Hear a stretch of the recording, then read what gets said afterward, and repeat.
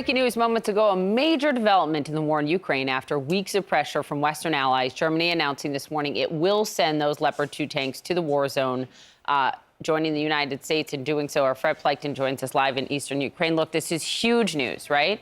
And very welcome news for Volodymyr Zelensky and all of Ukraine. Yeah, it certainly is. And you already heard yesterday when it sort of was seeping through that this was probably going to happen, that the Ukrainians certainly are very happy.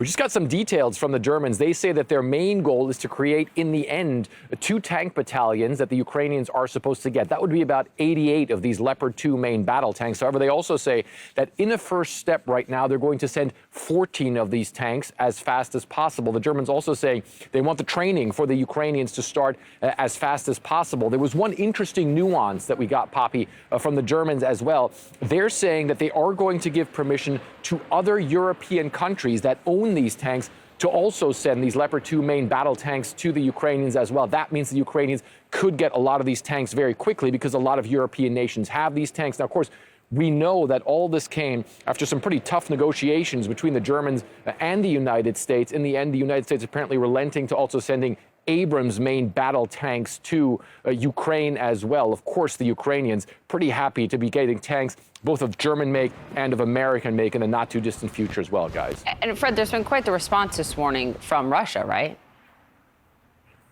Yeah.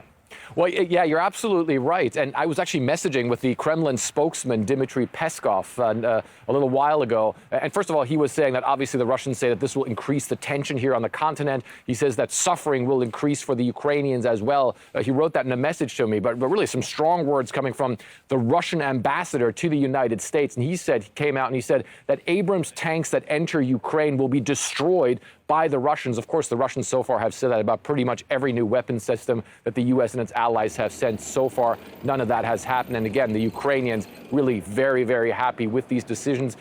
Really believe they're going to get a lot more tanks than they had originally thought, guys. All ahead of what is expected to be a real Russian escalation in the spring. So key timing. Fred, thank you for the reporting on the ground in Ukraine.